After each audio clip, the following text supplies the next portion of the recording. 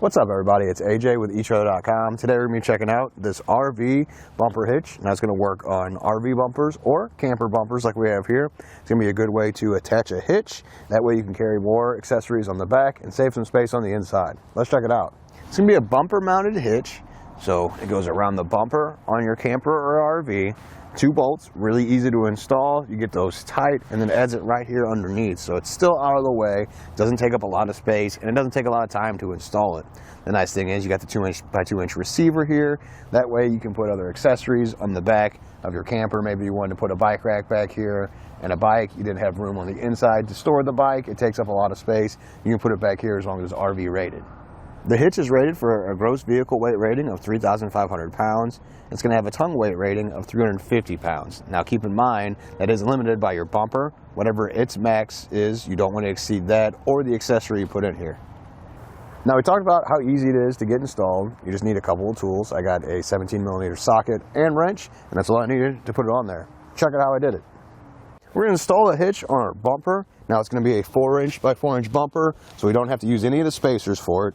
What we're going to do is just slide it up onto the bumper. Then we'll get one of these bolts with the washers on there and back the nut off. We're going to go, since it's the 4", we'll use the closest hole. We'll put the washer on the back side and then add our nut. Just go hand tight for now.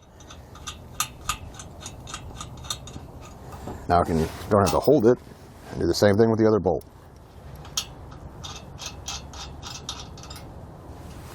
Once you make sure your hitch is centered, we're going to come back with our 17mm wrench and socket and tighten it down.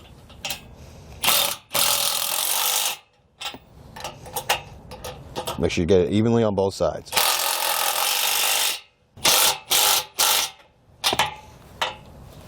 There's going to be 2 ways to install this. We showed you the standard way. Now we're going to show you the secondary way where you can use this with the eTrailer RV bumper mounted cargo carrier. So you're going to get this plate. There's going to be 3 of them. I'm going to put this on the inside. You see it clips in there.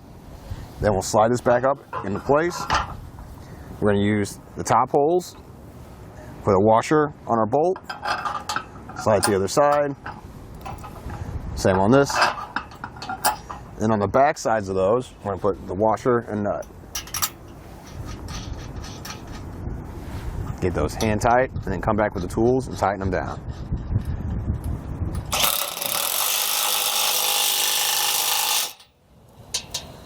Now we're going to set our cargo carrier into place. I set these brackets. They're going to go underneath the brackets on the cargo carrier that come down here. Now make sure you flip them upside down so it's the opposite of what you did with your hitch. This is going to go on the bottom. I'll show you. I'm just going to lift it up, set it in place. Just put it over that plate. Make sure it catches on the sides. There you go, dropped into place. Now we're going to add our hardware. I'm going to come back with the hardware that came with the cargo carrier. Run that through. In the bottom, you got a washer on this side, same like before. There's going to be a washer and nut on the opposite side. I'm going to do that for the remaining 3 points. And come back with our 18mm wrench and socket and tighten it down.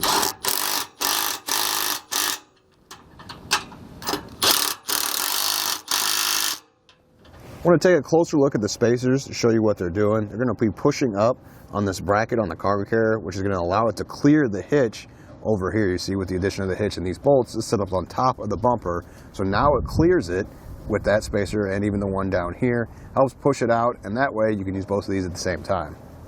With it installed, now you can either choose if you're going to use the hitch or the cargo carrier. So if I don't want to use the hitch and I just want to load the cargo carrier, I just bring it down and pin it up.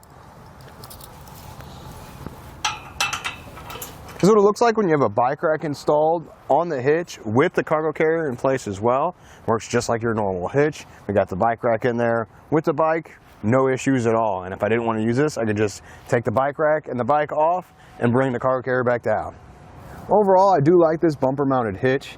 It went on there really easily. It wasn't a pain. It stays out of the way. I like the fact that if I already had this cargo carrier, I could still use it at the same time with the hitch. I don't have to pick and choose what accessory I want to use, which really opens up for whatever trip I want to go on. I can either load the cargo carrier or bring the bike It's much easier than trying to find space on the inside of the rig for everything.